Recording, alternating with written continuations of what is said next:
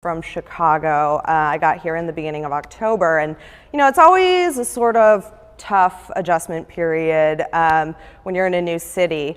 And there's a lot of things about Chicago that I really miss. I miss my friends. My best friend, Cody, he's like my life, my heart, my blood, my everything. We've been friends for about half our lives. And it's been a little difficult not having him here in Los Angeles. But I mean, he's the kind of guy who he'll hide presents for me under my bed, like when I am going to be alone at Christmas time, and I can appreciate that. But he's also the kind of guy who would probably throw me in front of a bus if it meant that he could meet Lady Gaga. And I'm not even holding it against him because I totally get it. I would do the exact same thing if it meant that I could have one night with Clive Owen in a Chinese sex swing, I swear.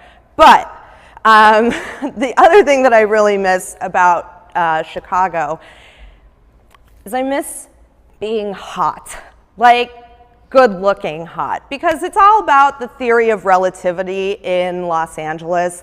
Like a size 12 in LA is really different than a size 12 in a city that considers encased meats part of the food pyramid.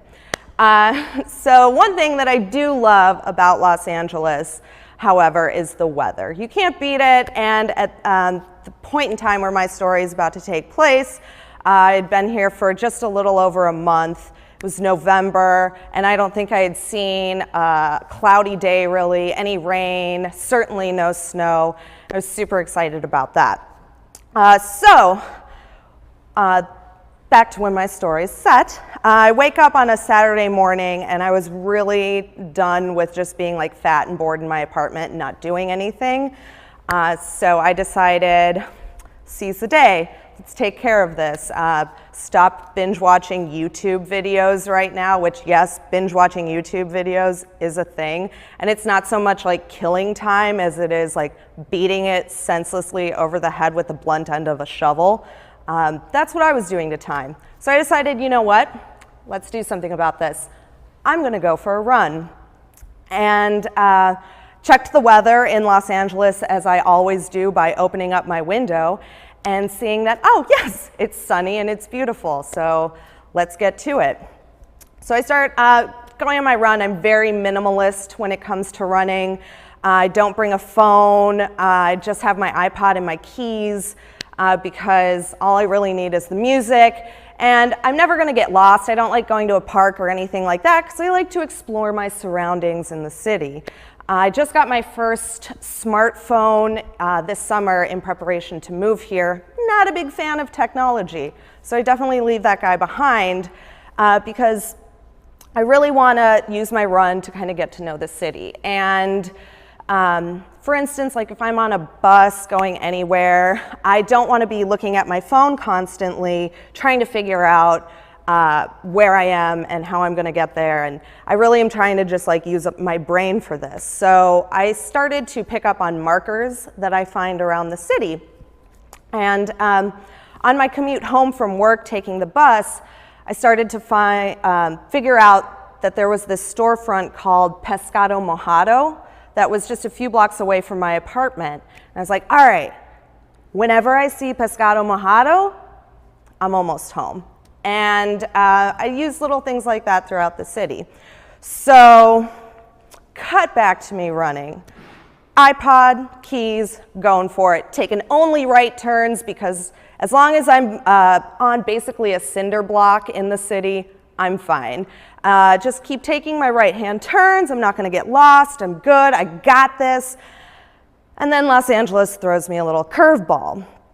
I don't really have a right turn to take anymore, and I can't go straight. All I can really do is start going up this curve. I was like, well, it's curving to the right, so I can probably do this, and it's going to get me home eventually.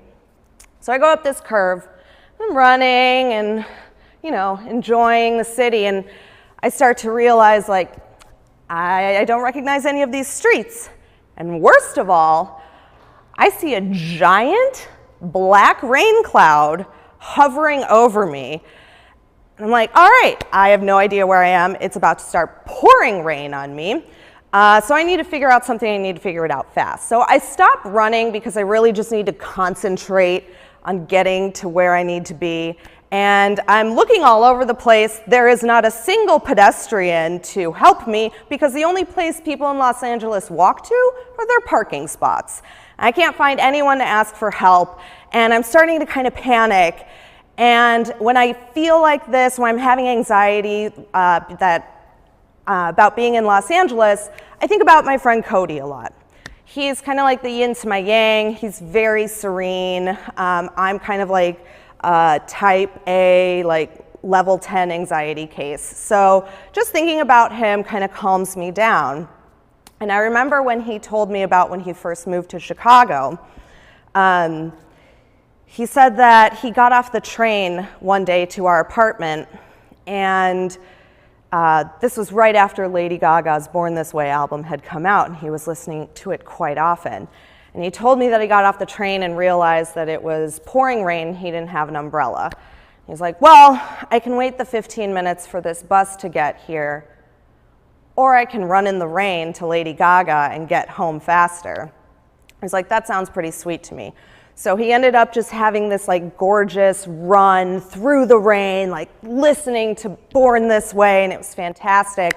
It's like, that sounds so magical. Cut to me in Los Angeles, not so magical. I'm getting more and more frustrated, and it is now starting to pour rain on me, and I'm soaking wet.